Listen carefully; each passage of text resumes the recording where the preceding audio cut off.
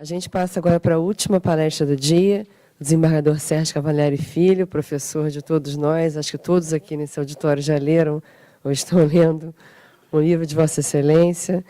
Desembargador Sérgio Cavalieri Filho, Procurador-Geral do Tribunal de Contas do Estado do Rio de Janeiro, desembargador aposentado do Tribunal de Justiça do Estado do Rio de Janeiro, do qual foi presidente, professor emérito da EMERGE, parecerista e árbitro, autor das obras Programa de Responsabilidade Civil, Programa de Direito do Consumidor e Programa de Sociologia Jurídica. Muito obrigada por aceitar o convite. Boa tarde para todos. Eu creio que vocês estão fazendo assim. E agora, Cavalieri? Se o Flávio observou que era difícil falar depois do professor Mota Pinto, imagine a minha situação depois dos dois, né? Aí vocês poderão querer me estimular, dizendo, não, professor, quem ri por último, ri melhor, né? Mas o ditado moderno é outro. Quem ri por último é retardado.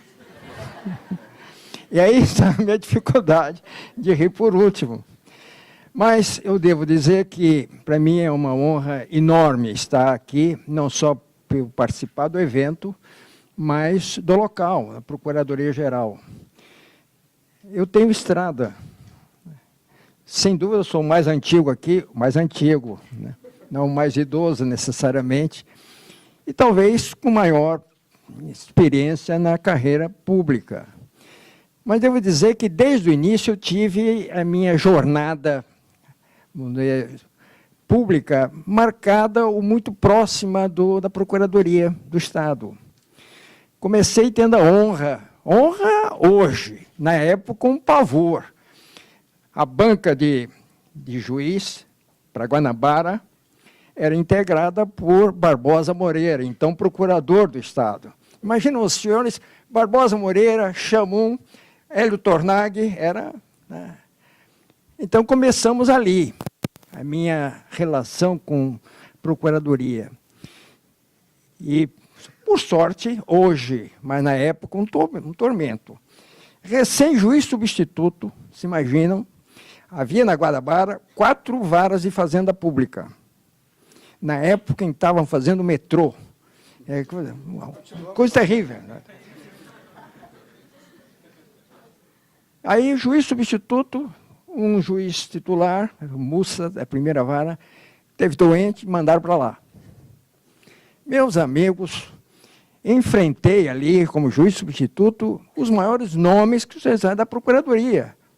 Cavalcante Maia, Barbosa Moreira, o filho dele está aí, né?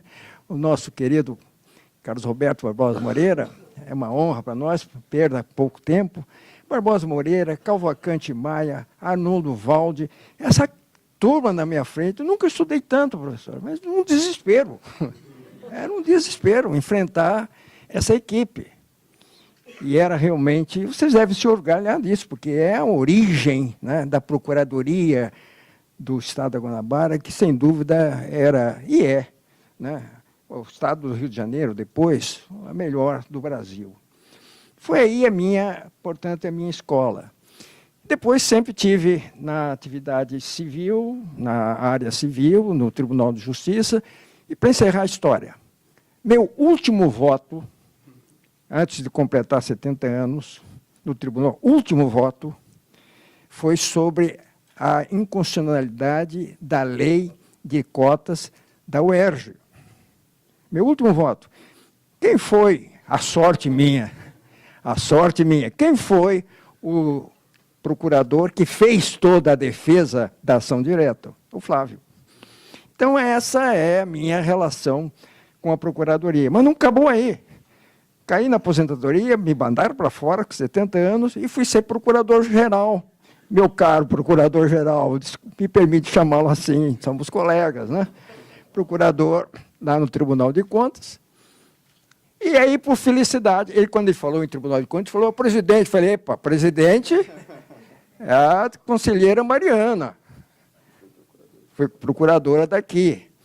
E a Mariana, eu costumo dizer que hoje o Flávio é o esposo da Mariana, né?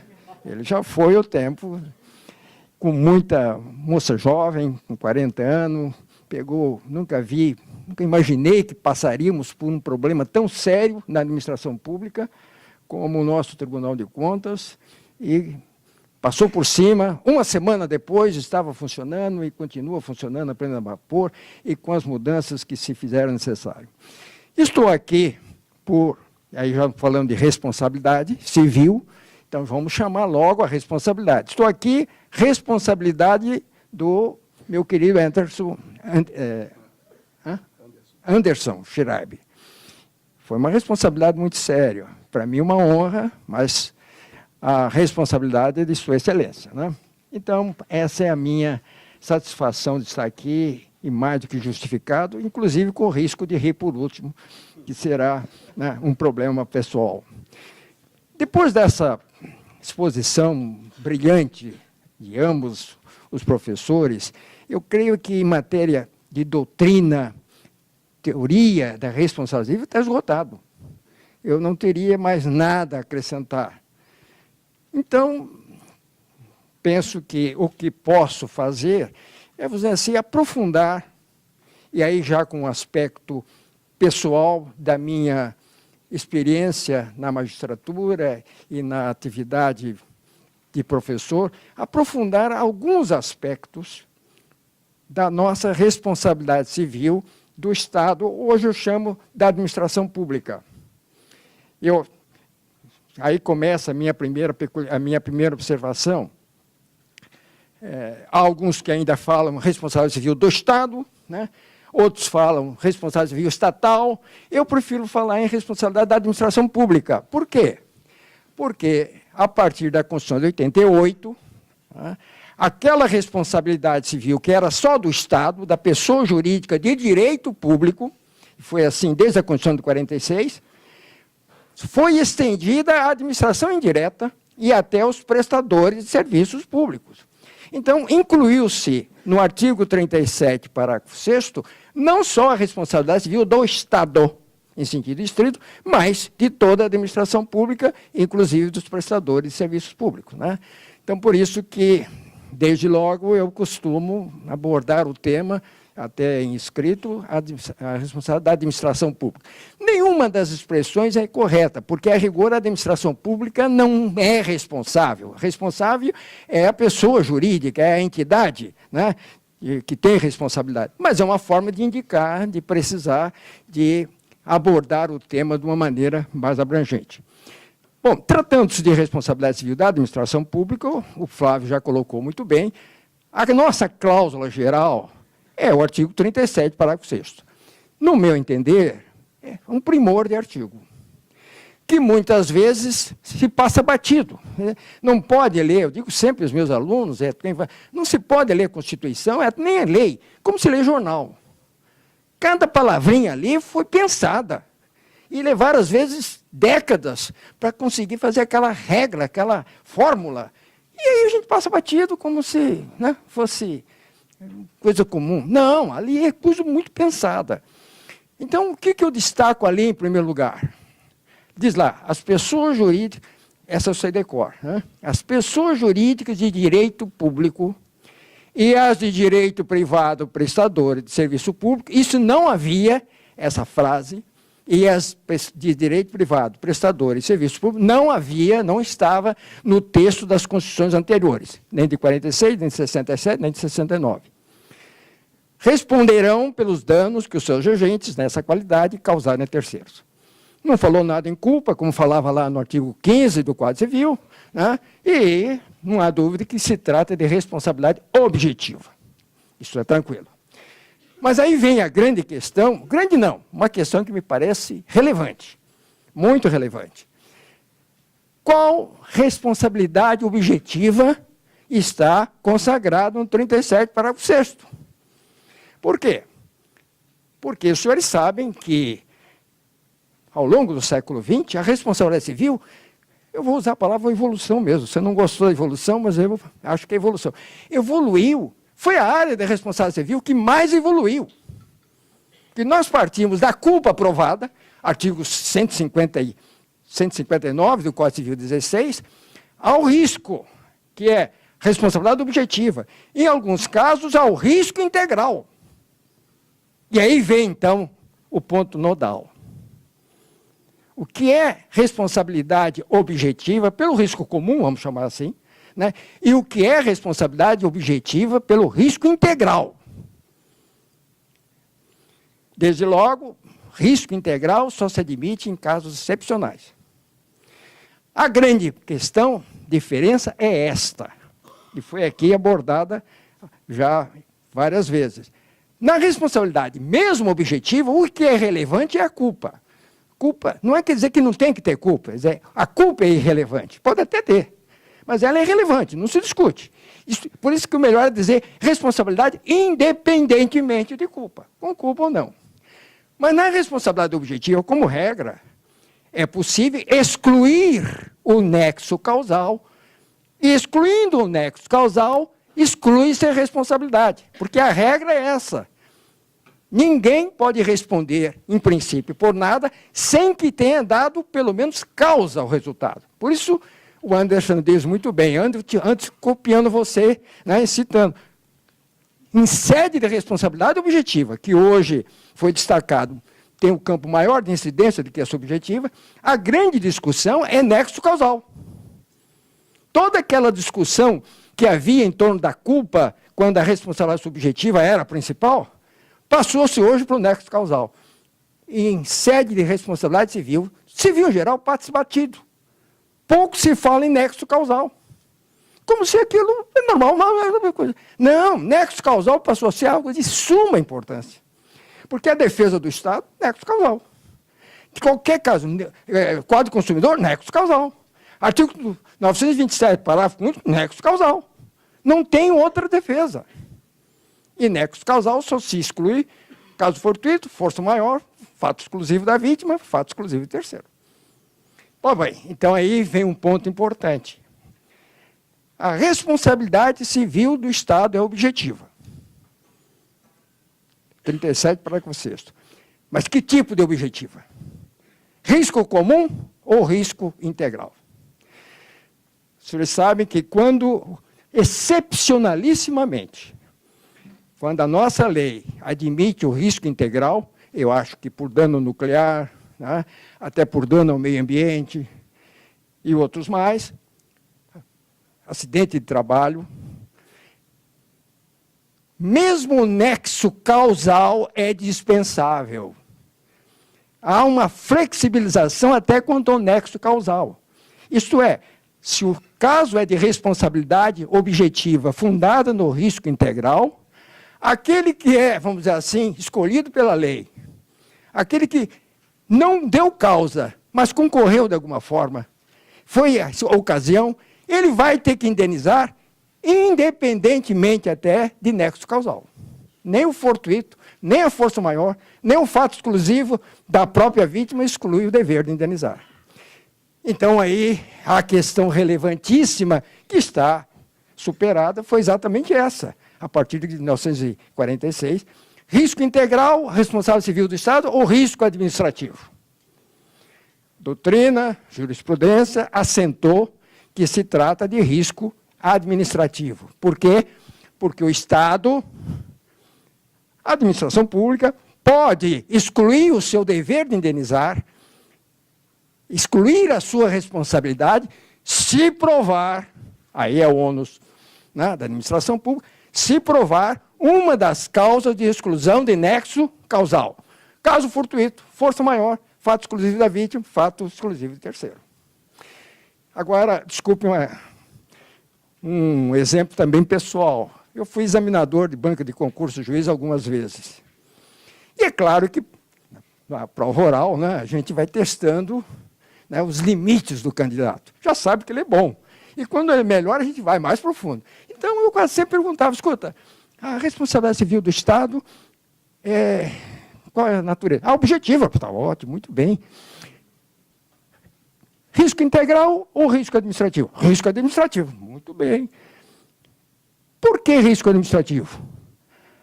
Aí o candidato diz, porque o Elilo Lopes Meirelles disse. É ótimo. Realmente, aí e por que o Elilo Lopes Meirelles disse? Aí, por que a doutrina diz? por que a jurisprudência diz que é risco administrativo? Aí, então abre a Constituição. Onde está? 37, parágrafo 6º. Esse é o ponto nodal ali, meu pai. 37, parágrafo 6º. O que diz o 37, parágrafo 6º? É ali que vai dizer: as pessoas jurídicas de direito público e as de direito privado, pessoas privadas, responderão pelos danos, aí agora, que os seus agentes, o que mais? Nessa qualidade, o que mais? Causarem. Olha aí.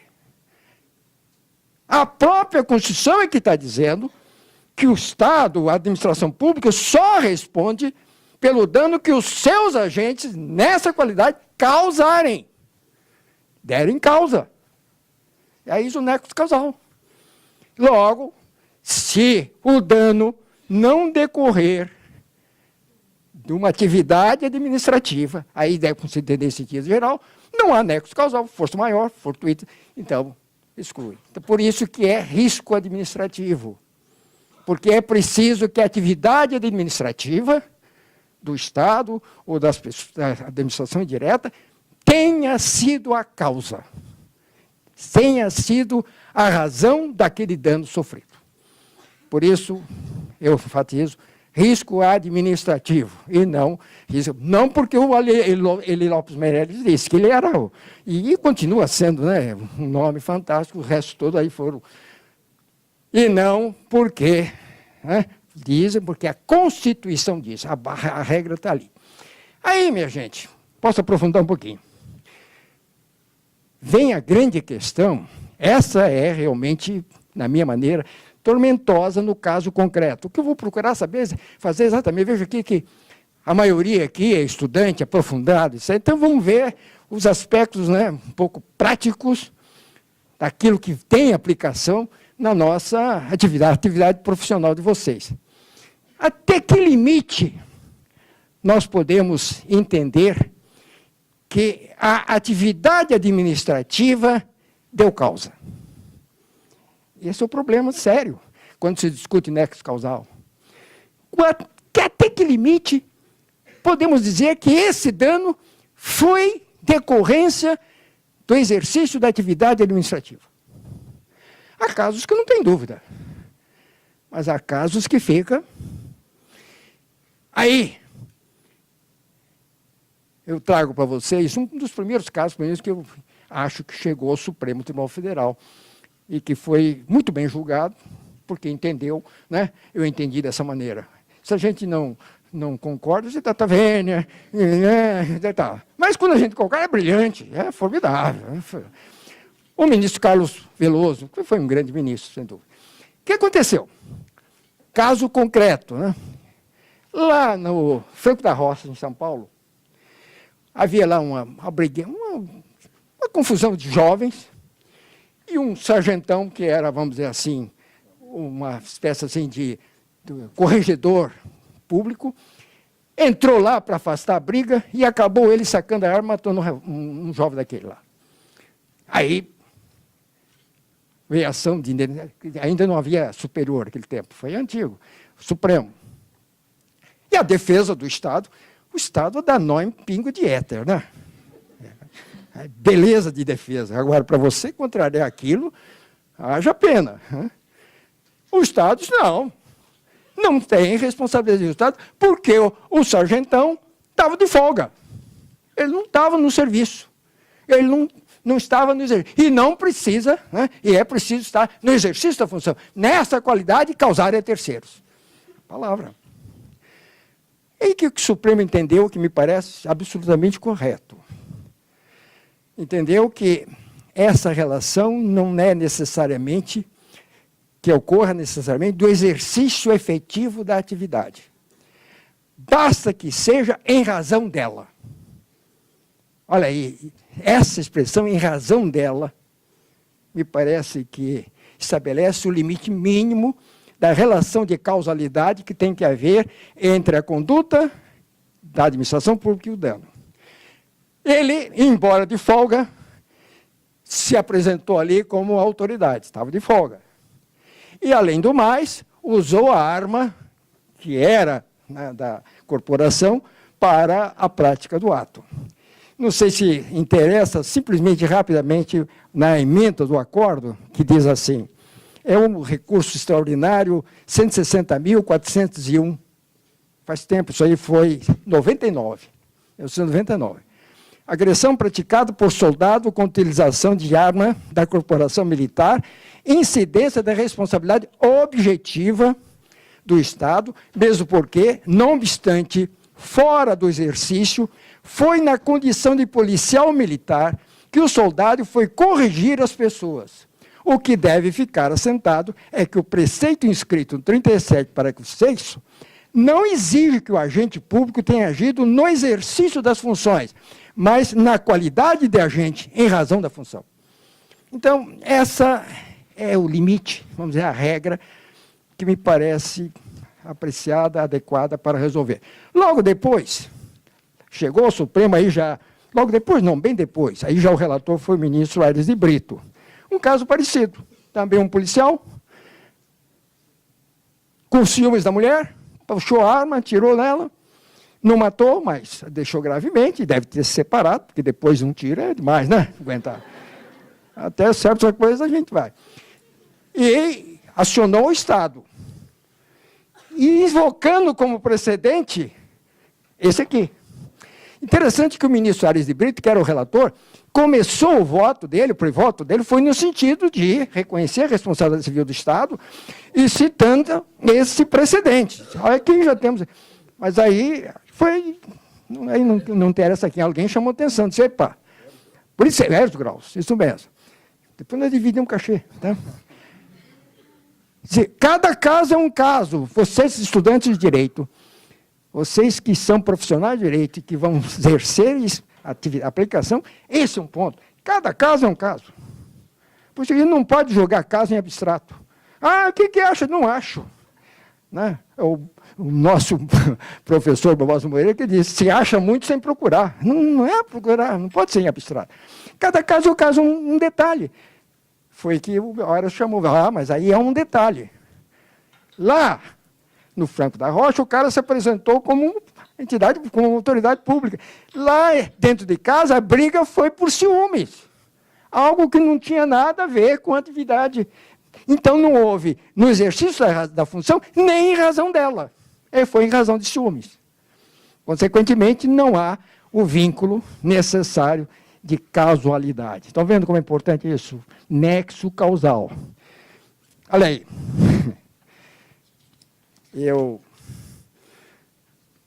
Vocês devem ter visto isso aqui, interessante, como isso acontece. Eu devo ter jogado em algum lugar aqui. Está aqui.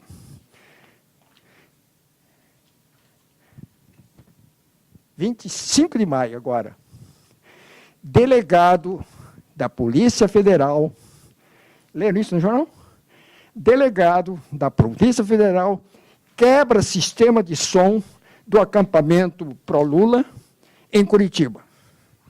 De manhã. Hã? Ainda bem que foi federal, deixa eu falar isso aqui. Aí. E aí já o grupo... Ah, isso aí! Vamos entrar... Tem ou não tem responsabilidade civil da administração pública, aí seria lá de Curitiba ou federal, não seria nossa, num caso como esse? Mais uma vez, nós estamos tendo que buscar o quê? Nexo causal. Não é pelo fato de ser juiz, não é pelo fato de ser procurador, não é pelo fato de ser promotor, seja lá o que for, é que o Estado vai ter que responder sempre. Não. Só se ele, a autoridade, né, no exercício da função ou em razão dela, praticar a conduta. Isso é um ponto nodal. Numa entrevista que o delegado deu, logo depois, disse, o delegado da Polícia Federal, ele só disse que empurrou, mas lá já disse que ele quebrou, né? Empurrou as caixas de som, levou uma surra também, saiu de lá todo machucado. Mexeu em caixa mesmo.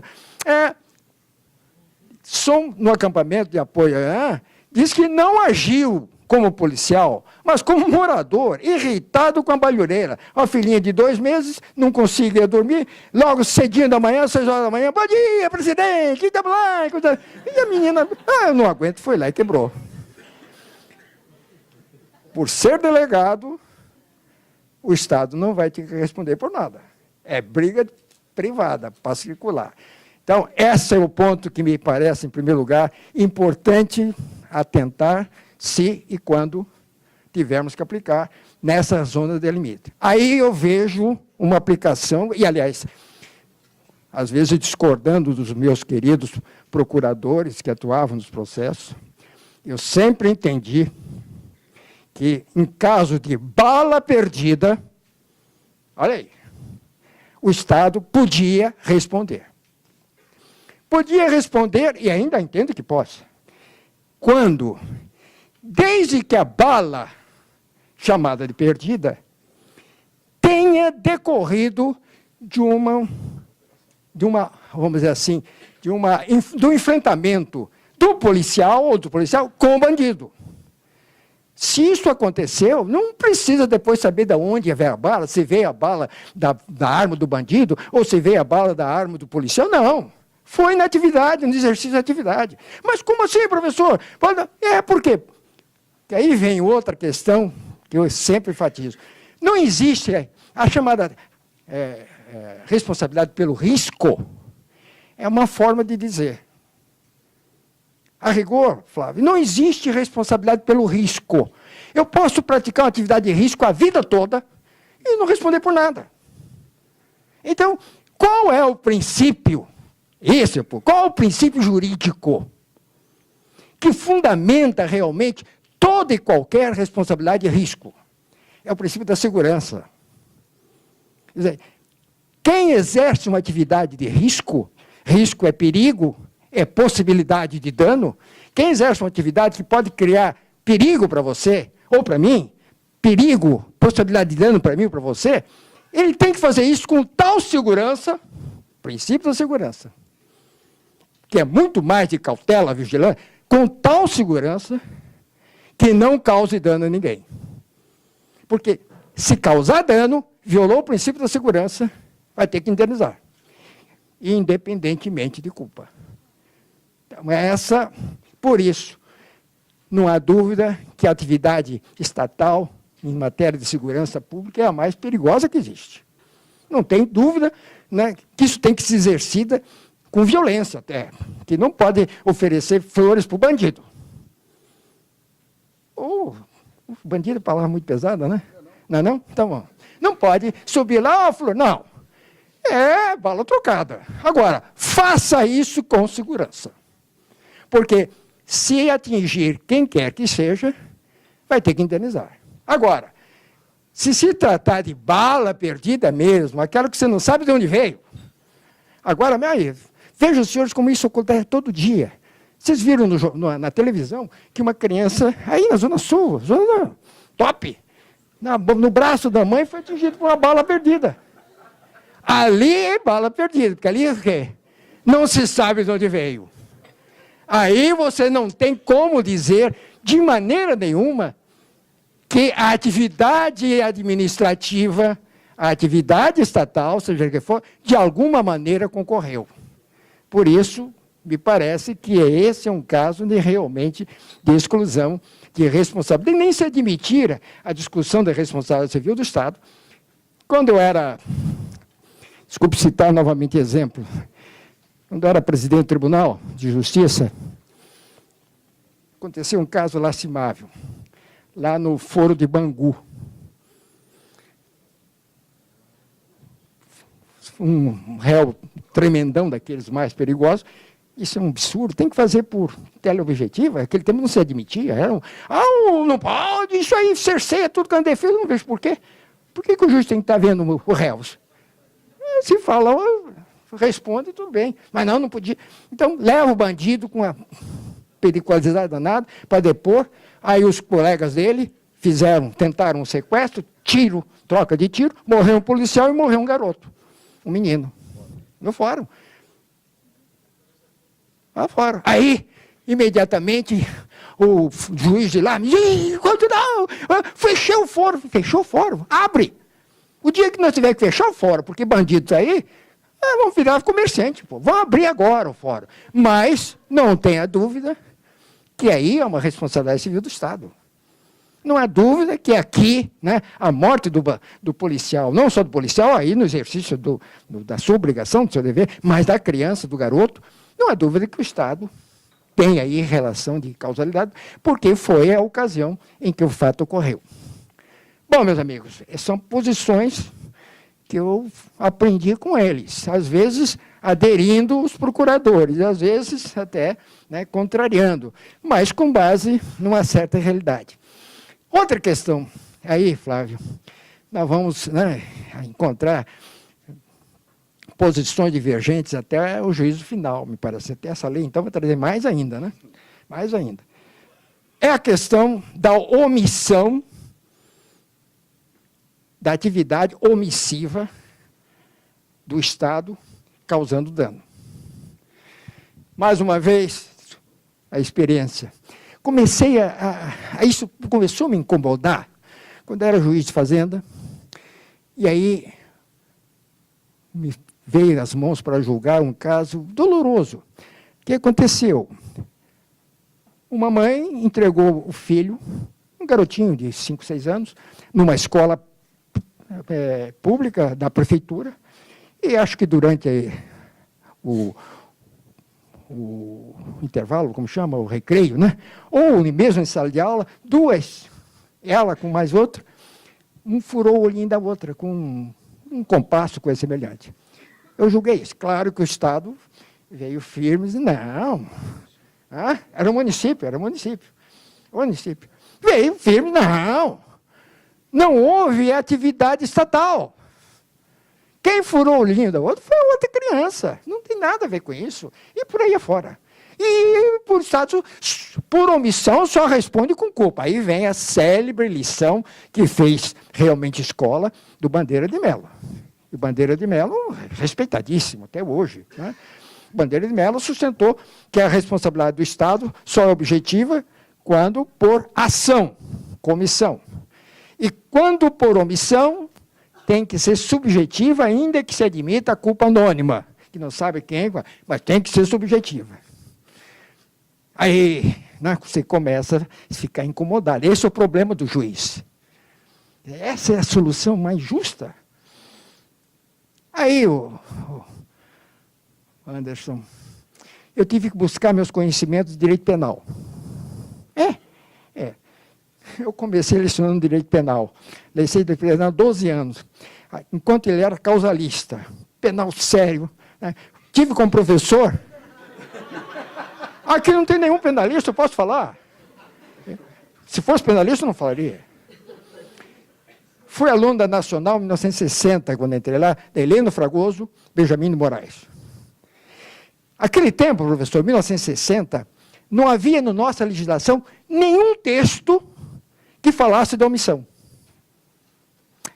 como causa. O Código Penal de 1940 dizia assim no artigo 11,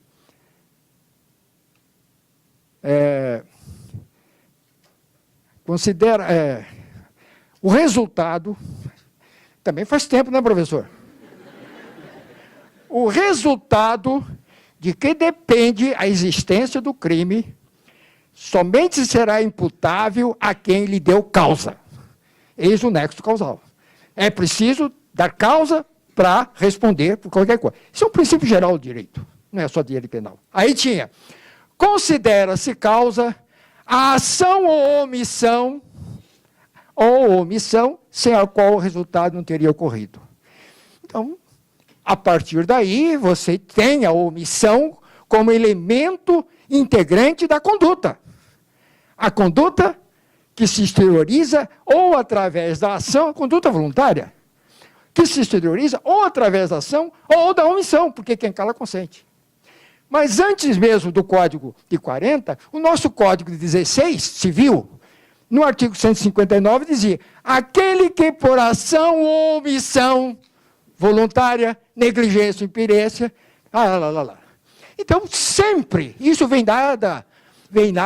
de Roma, sempre a omissão foi integrante da conduta. Não há conduta sem ação ou omissão. Quem cala, consente. Mas nada se dizia na nossa lei quanto à causalidade da omissão. Só dizia que responde por omissão. Mas quando que a omissão tem relevância causal?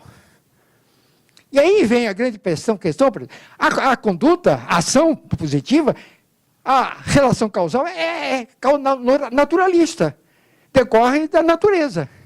Choveu, molha, bateu, machuca. Então, na ação, quando é conduta positiva, ela é naturalista. E na omissão? A omissão é o nada. A omissão, nada produz. Não tem consequência. Como é que se vai responsabilizar alguém por omissão se a lei nada dissesse com relação a nexo causal? Eu me lembro, eu não entendia bem na época. Imagina essa discussão, e o Heleno Fragoso, né, dizendo, não, a missão, ele aquilo falou. Até que, viu, professor, só em 1984, estou falando de 60, em 1984, mas novamente penal, professor, princípio geral de direito, meu amigo, pode estar em qualquer lei, é ou não é? Princípio geral de direito pode estar em qualquer lei. E aí se aplica. Somente em 1984, com a reforma da parte geral do Código Penal, aí sim, colocaram na lei aquilo que o Heleno Fragoso, não sei se foi ele que escreveu, mas participou, colocou com muita precisão em sala de aula. Diz lá, o parágrafo 2º, hoje é o artigo 13. O artigo que era 11 passou a ser o artigo 13. Mesma coisa a parte inicial. Mas acrescentou-se o parágrafo 2º no artigo 13 do Código Penal, que é um primor. Trata da relevância da omissão. Relevância da omissão. Aí diz, a omissão é penalmente relevante, eu diria civilmente relevante. A omissão é penalmente relevante quando o omitente devia e podia agir para evitar o resultado. Então, a omissão passou a ter relevância causal normativa, de lei, e não naturalista. Mas foi mais. A disciplina está lá, agora que eu entendo as aulas dele. Ele diz, o dever de agir incumbe a quem tenha por lei, obrigação de cuidado, proteção e vigilância. B, de outra forma, assumiu a responsabilidade de impedir o resultado. C, com seu comportamento anterior, criou o risco da ocorrência do resultado. Está aí. Aqui está a disciplina normativa da omissão.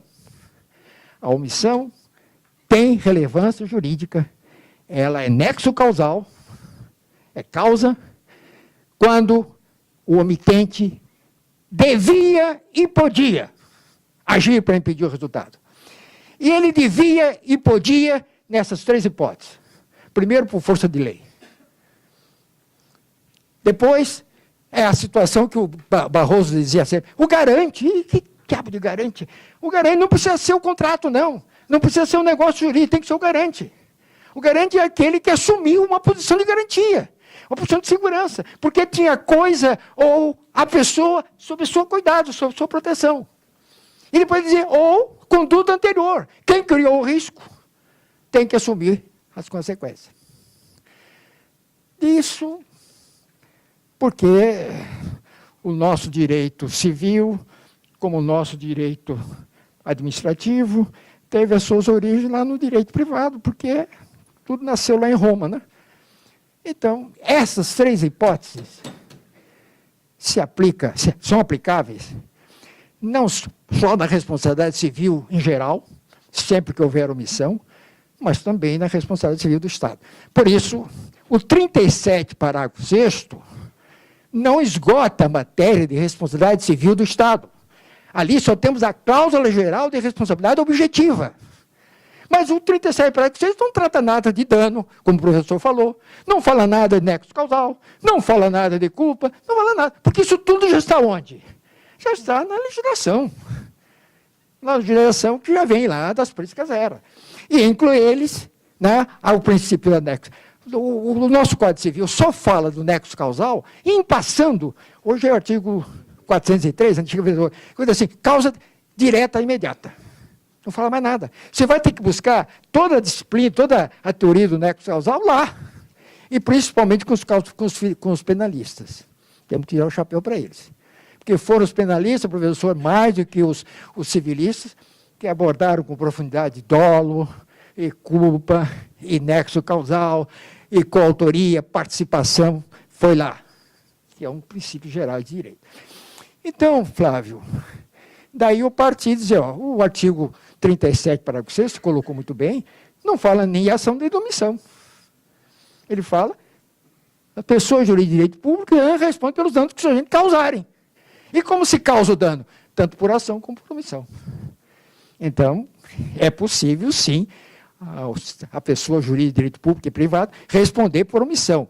E objetivamente, ou também só objetivamente, aí que eu fiz, e aí eu copiei um pouco do Guilherme, meu irmão do Ricardo, Ricardo Couto, exatamente. O Guilherme Couto, uma obra pequena,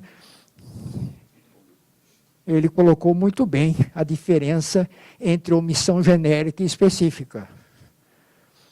E que encontra perfeita base no artigo 13, parágrafo 2º.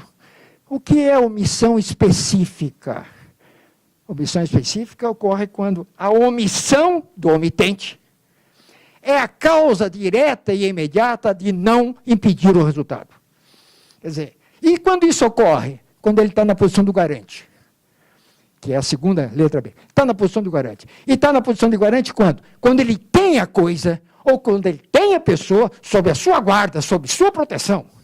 Foi aí que eu coloquei a questão do garoto, da criança. E teve muita sorte porque caiu na mão do Celso Melo. Foi um acordo primoroso, claro que ele, né, melhorou e muito a minha sentença. Mas passou a ser um acordo ontológico, um voto ontológico. Porque é exatamente isso. Quando a mãe, o pai, entrega uma criança, está confiando, está entregue à guarda, sua proteção.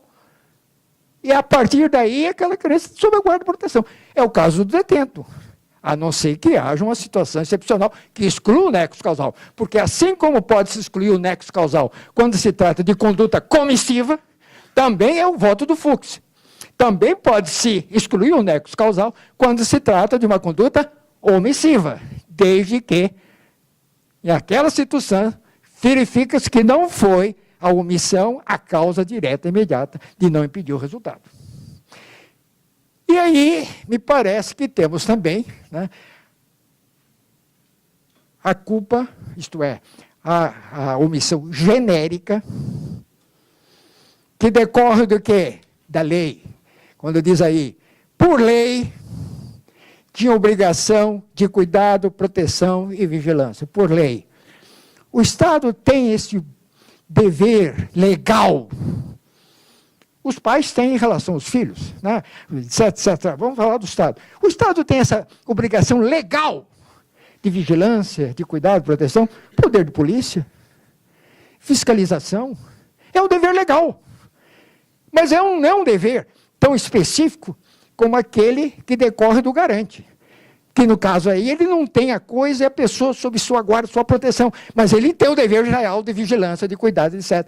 E aí é que entra, no meu entender, a responsabilidade objetiva, não, subjetiva do Estado, por omissão, mas quando se tratar de omissão genérica, quando o Estado falha no seu dever geral de vigilância, de cuidado, de proteção, etc.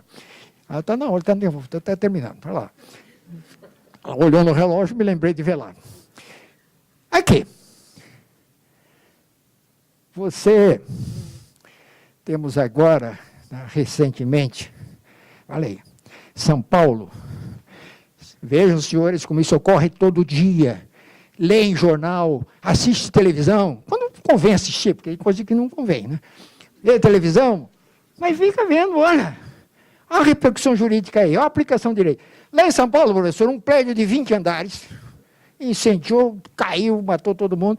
Só que esse prédio estava caindo há muito tempo. Já tinham feito não sei quantas vistorias lá, e diz que tinham interditado, entre aspas, até que aconteceu essa desgraça toda. E agora estão jogando a todos no morador de rua, a culpa. Mas a omissão genérica, mais do que genérica até, do município, da União, porque o prédio cabia à União, e não falou nada da responsabilidade do poder público. Não me entender, se eu fosse advogado qualquer, eles iam entrar contra a prefeitura, contra a União, pela violação do dever de cuidado. Olha aqui, curioso isso. Uma senhora, aqui, foi andar de manhã na praia, professor, já faz algum tempo isso, encostou num poste, ele, bum, caiu em cima dela. Aí, no dia seguinte, ou dias depois, nesse ponto, a Globo até que fez um bom trabalho. Nesse ponto. Você vê que eu sou fã dela, né? Muito. Fez uma vistoria nos postes da Barra, da Praia da Barra, onde eu ando toda manhã. Eu andava até, agora vou voltar, que andei me machucando. Encontrou mais de 40 postes em condições precárias. Ih, caramba, eu não passo mais perto de poste. Agora, pode um poste enferrujar tanto que cai em cima de um pedestre, sem que o poder público veja, sem que ele perceba? É isso que se chama omissão genérica, que caracteriza a culpa anônima e que faz, sim, o Estado responsável pelo dever de indenizar. Esse caso chegou, deixa eu ver se está aqui.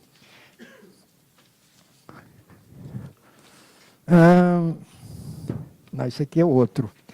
Um caso, eu já me misturei aqui nos meus processos, nos meus... Não está.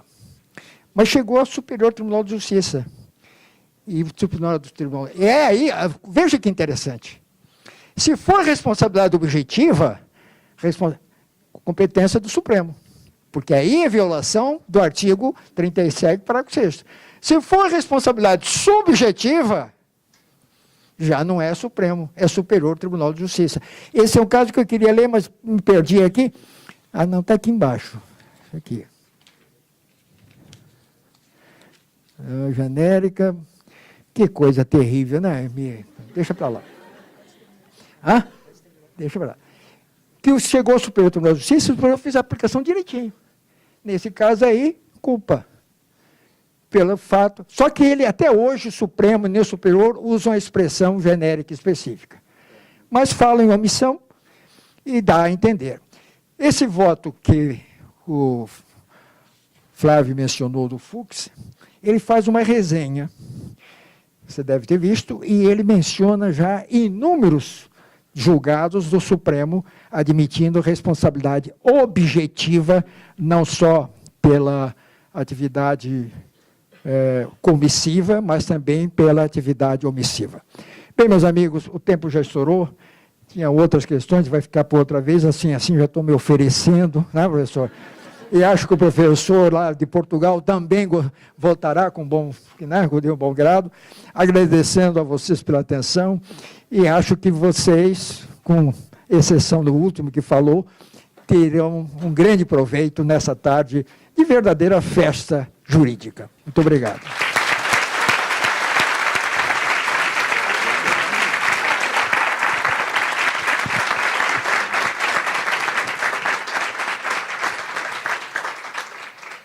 Obrigada, desembargador Sérgio, pela brilhante exposição, professoral exposição. A gente vai abrir para os debates. Quanto tempo tem? Uns 15 minutos? Oi? Sim, pois é, 15 minutos. Vamos abrir para os debates, então, começando a pergunta com o professor Anderson. Obrigado, Tatiana. Estou me valendo a prerrogativa de estar na mesa. A gente vai debater por algum tempo O professor Paulo Mota Pinto tem que pegar, como o Zambão já explicou, o voo hoje de volta, porque ele se dispôs a vir de Porto Alegre e voltar hoje ainda. Então, o voo é 8 horas, tem que estar lá mais 7, a gente ainda tem uns 15, 20 minutos para debater.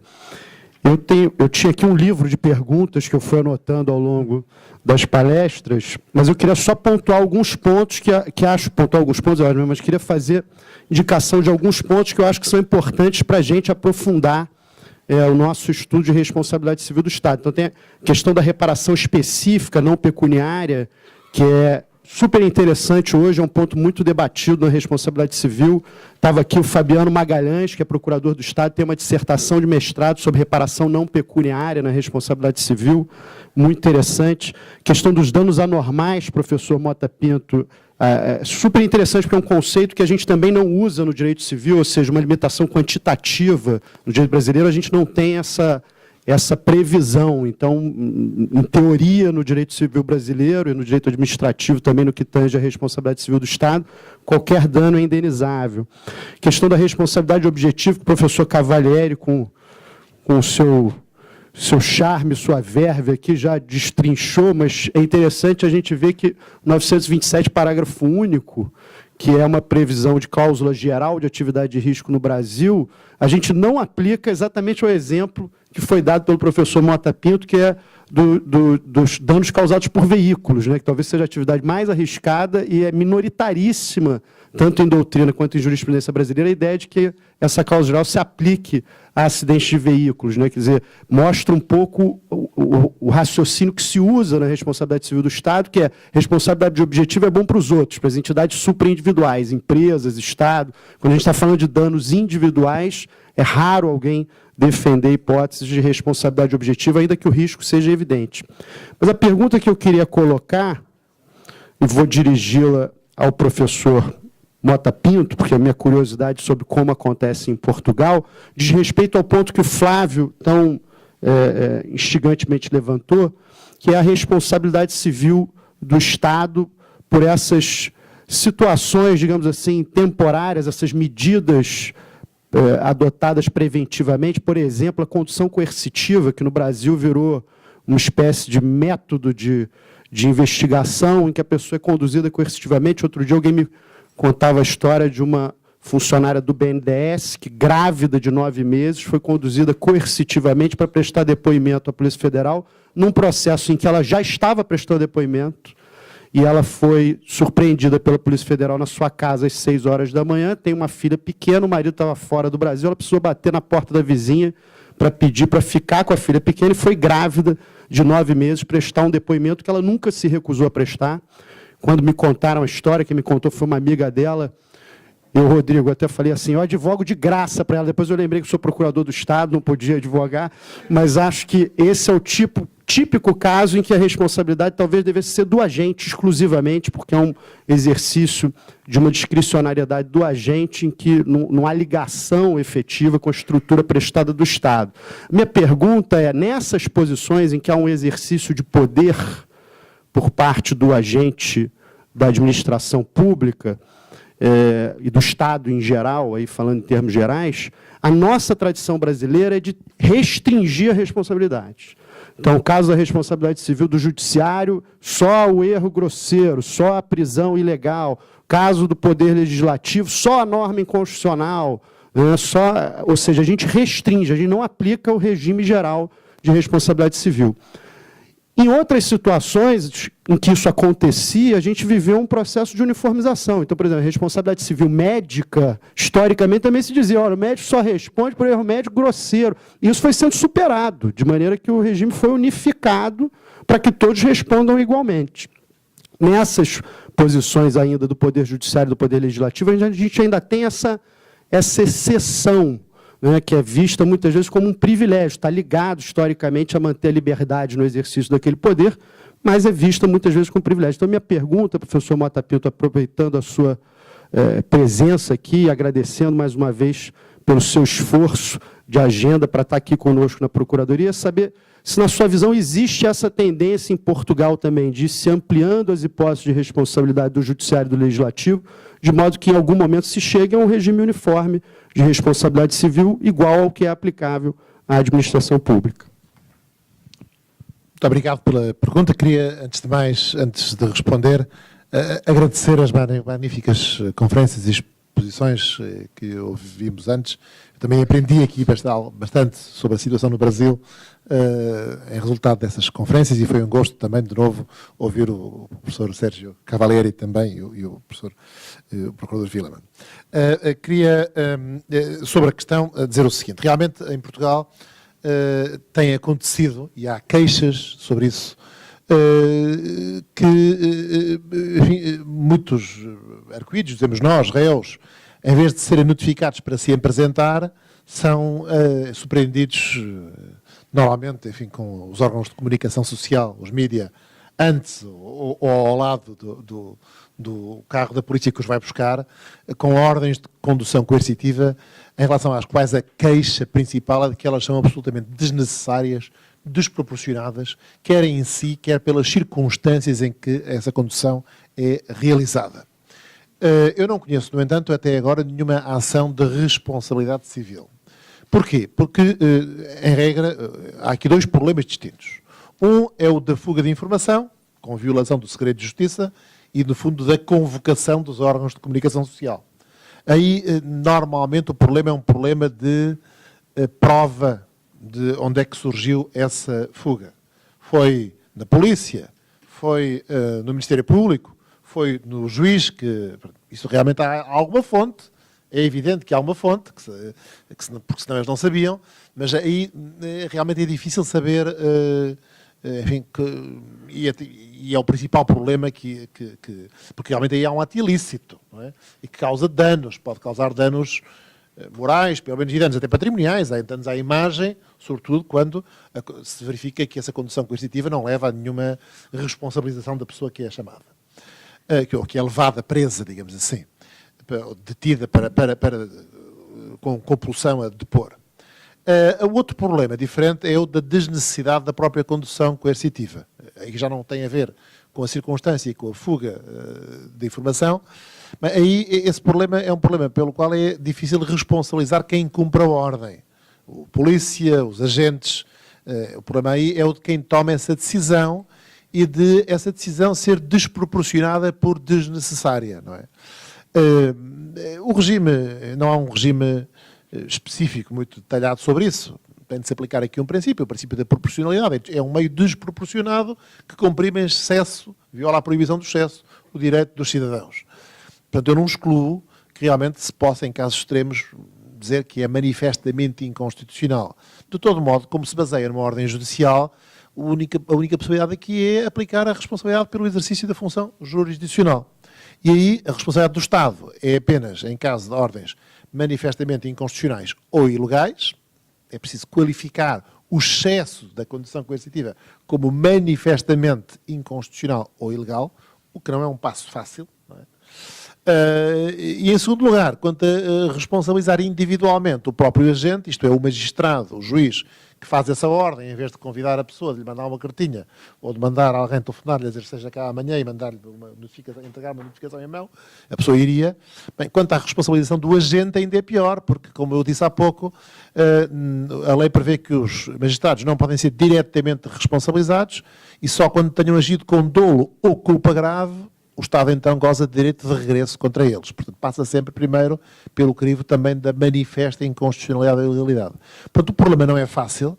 Há aqui um conceito indeterminado. Eu, enfim, perante a repetição dos abusos, acho, enfim, positivo, devo dizer, que haja alguém que, enfim, ponha um travão e diz, enfim, não sei se a ordem, como disse, manterá, mas define a sua posição, de que isto é suscetível de gerar responsabilidade. Penso que foi o que aconteceu com o Ministro do STF. Em Portugal não conheço ainda ações nesse sentido. Realmente é um ensinamento que eu levo também daqui. É isso que queria dizer.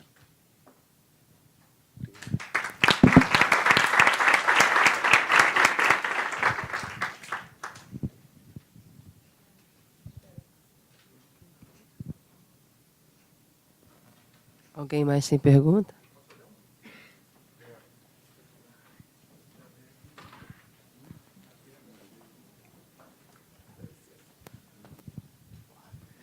fazer no lugar que eu estou sentado. Boa tarde a todos. Pergunta simples em relação ao que o doutor Flávio acabou de dizer. Quero saber, assim, em relação à responsabilidade civil dos magistrados e dos membros do Ministério Público, a mesma coisa, se vocês acham, até o doutor Mota Pinto, se o doutor Mota Pinto acha possível compatibilizar a teoria do abuso de direito com a responsabilidade civil dos magistrados e dos membros do Ministério Público. Só essa questão da compatibilização do abuso de direito com a responsabilidade civil dos magistrados e dos membros do Ministério Público.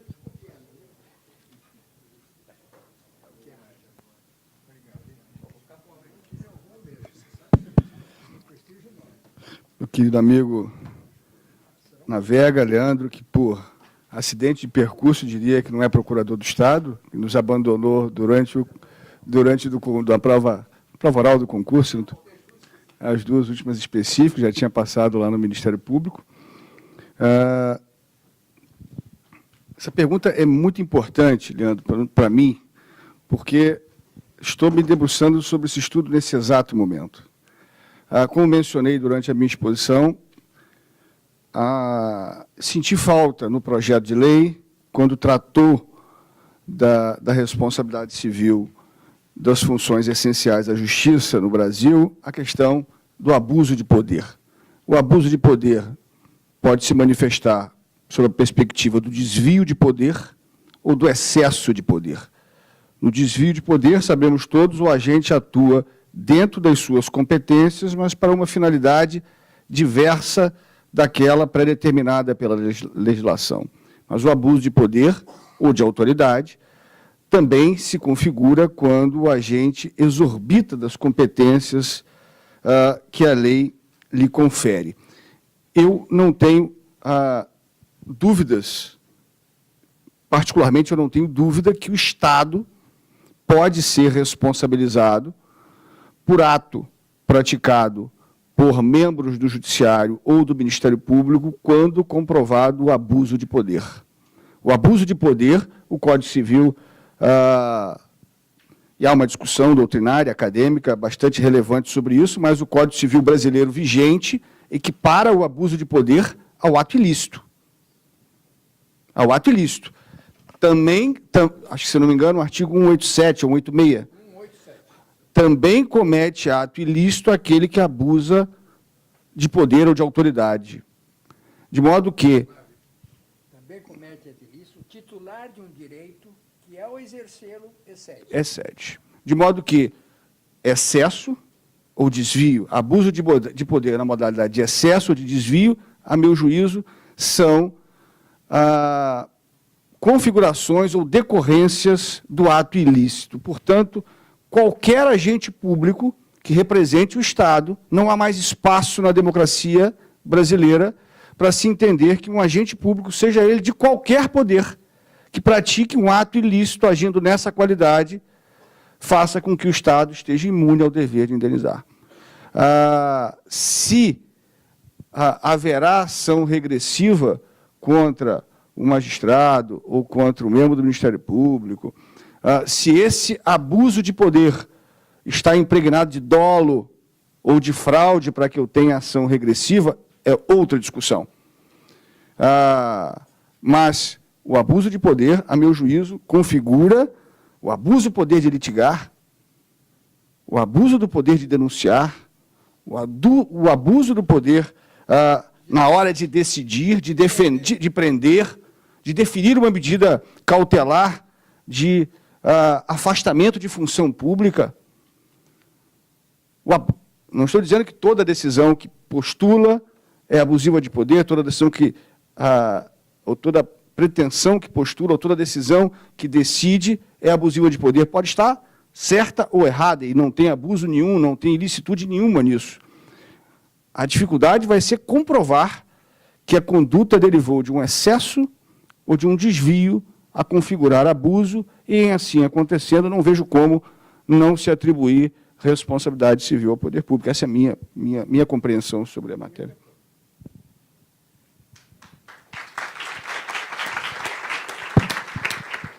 Muito obrigado. Muito rapidamente, é preciso distinguir o abuso de direito e o abuso de poder. O abuso de direito é considerado, pelo menos em Portugal, que o abuso de direito é uma forma de ilicitude, enfim, ao lado da violação de direitos absolutos, da violação de disposições legais, e, portanto, há a responsabilidade civil por abuso de direito. Isso sim, no direito civil. Agora, quanto à responsabilidade por atos jurisdicionais, nós aí falamos, quanto à responsabilidade do poder público, falamos de abuso de poder. A situação em que alguém dispõe do poder, mas usa dele ou contra as finalidades para que ele é reconhecido, aí fala-se de desvio, ou em violação de outros limites gerais, o caso típico da proporcionalidade e da proibição de excesso, que é um princípio geral de controle do poder público. E sim, o abuso de poder pode ser um fundamento de responsabilidade civil. O problema é que não é qualquer abuso de poder. O que a lei diz tem de ser decisões manifestamente inconstitucionais ou ilegais ou injustificadas por erro grosseiro na apreciação dos respectivos pressupostos de facto. Não é qualquer abuso de poder. Tem de ser manifestamente inconstitucional ou ilegal. Isto quer dizer que tem de ser algo que não dependa de uma divergência de interpretação. Não sei se me estou a fazer, ou de entendimento. Que há uma escola, há uma corrente de magistrados que dizem isto, outros que entendem, etc. Que a todas as luzes não tem justificação, é manifestamente. Não é? É esse o critério da lei. A lei não usa aqui, a lei portuguesa não usa aqui o conceito de abuso de poder. Portanto, eu diria, sim, o abuso de poder pode ser uma forma de ilícito, pode, dependendo da intensidade do abuso e do tipo de abuso, pode ser manifestamente inconstitucional ou ilegal, ou pode não ser, não é qualquer abuso de poder. Era isto que eu diria. Não é esse o crivo e o conceito, digamos, o critério legal, pelo menos em Portugal.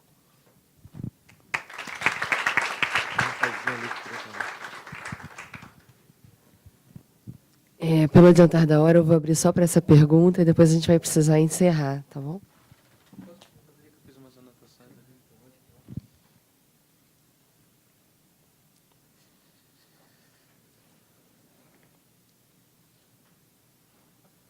Boa noite.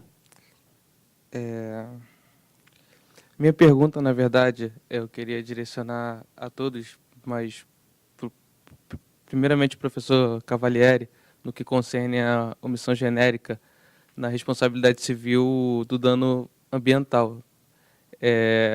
Quando a gente fala de dano ambiental, a gente pensa logo na Samarco, que aconteceu no caso de Mariana, e, ao meu ver, assim, não sei se estou equivocado, mas é muito difícil transpor em números, em matemática, numericamente falando, a extensão de um dano ambiental como aquele que aconteceu em Mariana.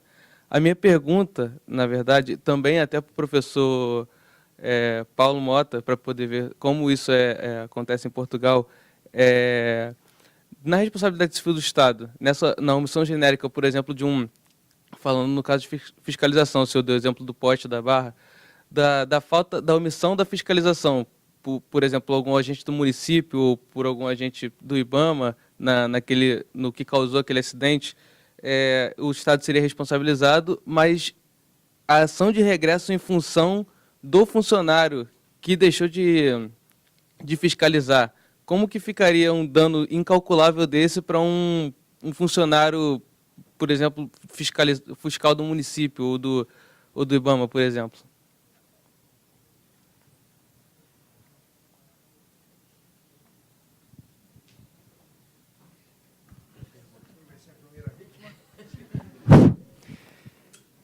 Talvez eu não teria como responder a pergunta do ilustre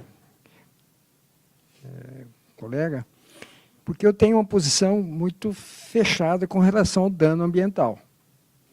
Eu tive o privilégio de escrever, em coautoria com o ministro Menezes Direito, aquela coleção do Código Civil, comentários ao Código Civil, a parte de responsabilidade civil. E custei um pouco a convencer o ministro de que o dano ambiental era caso de responsabilidade objetiva pelo risco integral. Risco integral. E um exemplo que eu dei, que começamos a dizer, olha, um navio transportando óleo, petróleo, sofre uma tempestade. Aconteceu muito isso. E nessa tempestade tem um rombo e vazamento e que contamina todo. Ele pode alegar força maior para não reparar, não indenizar? Não cabe. Não, mas ele não deu causa, não, mas ele era a ocasião.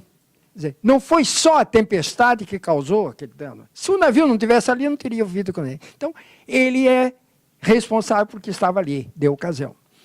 Custou, ele convenceu e levou o entendimento para o Superior Tribunal de Justiça. O Tribunal de Justiça tergiversou um pouco, mas depois assumiu que é risco integral. Né? Não sei se já chegou ao Supremo, porque pode chegar lá, porque no meu entender está lá na Constituição, no artigo 190 e pouco. Né?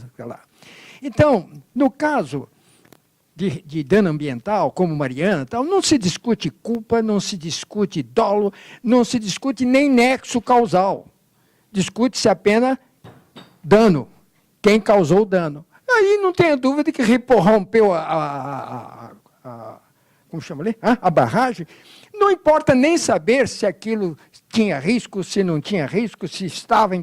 Não, causou dano, vai ter que indenizar. E aí, Flávio, eu acho que entra a questão do dano coletivo. Admito o dano coletivo, não para a vítima, mas para um fundo destinado a reparar o dano. Então, o dano coletivo tem que ser muito grande, nesse caso, a indenização coletiva, mas para um fundo. Estão fazendo acordo, acho que o melhor negócio é o acordo mesmo, porque senão vai discutir isso até o juízo final e vai ser um inferno. Mas, naquele caso, o que se tem que fazer é realmente uma indenização enorme e destinada a reparar o dano durante o tempo que for necessário. Então, não se tem que discutir se foi o fiscal, se foi o servidor, se foi a empresa que causou o dano em razão da sua atividade de altíssimo risco. E é o risco integral nesse caso.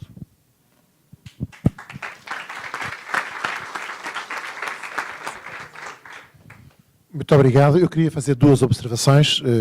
Em primeiro lugar, sobre um tema que eu não tratei muito, mas foi aqui muito tratado, que é realmente um tema muito importante, e eu apercebo-me, já também por conversas que tive, que é central aqui no Brasil por causa da extensão da responsabilidade objetiva, que é o tema da causalidade, que foi muito tratado e bem tratado, e aliás de forma brilhante, como ouvimos pelo desembargador Sérgio Cavalieri.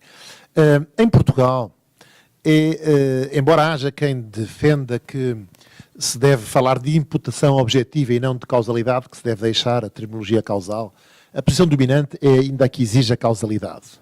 Os casos em que se dispensa a causalidade ou em que se gradua a causalidade são sobretudo casos de concausalidade, em que há várias causas, não é? Mas queria chamar a atenção para que realmente um problema sério é o problema da causalidade na omissão. Aliás, eu recentemente, aqui há cerca de um ano, fiz parte de um júri de doutoramento em Coimbra, justamente de um doutorando, hoje doutor brasileiro, sobre o fundamento, o título era Fundamento e Metódica da Verificação da Causalidade na Omissão. Na omissão imprópria, nos crimes por omissão. Portanto, é um tema que interessa e que merece ser aprofundado. Queria só se chamar, não temos muito tempo para isso, dava para um colóquio, não é? Sobre a questão do poste, como seria no direito português. Bem, segundo o regime de responsabilidade vigente no direito português, se há só culpa leve do fiscal, se ele não se apercebeu, não verificou, se passou uns postes, etc., bem, aí ele não responde. Quem responde é o Estado por ele. No caso, o município, só. Portanto, não há problema para ele. Se há dolo, isto é, ele preferiu ir passear, ir para a taberna, em vez de ir fiscalizar os postes. Deixou as suas funções. Ou culpa grave. Aí o problema é saber o que é culpa grave, o que é que ainda é culpa leve. Aí, sim, aí ele responde, mas responde solidariamente com o Estado. Normalmente, quem terá, num dano elevado, capacidade para pagar a indemnização será o Estado. É o tal garante de salvabilidade. E depois o Estado vai exercer o direito de regresso. Esse direito de regresso é hoje obrigatório. O que quer dizer que ele vai ter que satisfazer ao Estado o que foi pago, em caso de dolo ou culpa grave. E realmente é uma indemnização que pode levar à insolvência. Pode levar à insolvência, podem ser indemnizações elevadas, dependendo, enfim, dos danos. Mas, enfim, é o risco do dolo ou da culpa grave na omissão. Eu também não referi isto muito, mas esta responsabilidade por atos ilícitos que eu tratei aplica-se quer a atos, quer a omissões ilícitas, por agentes administrativos ou por instituições administrativas. Muito obrigado.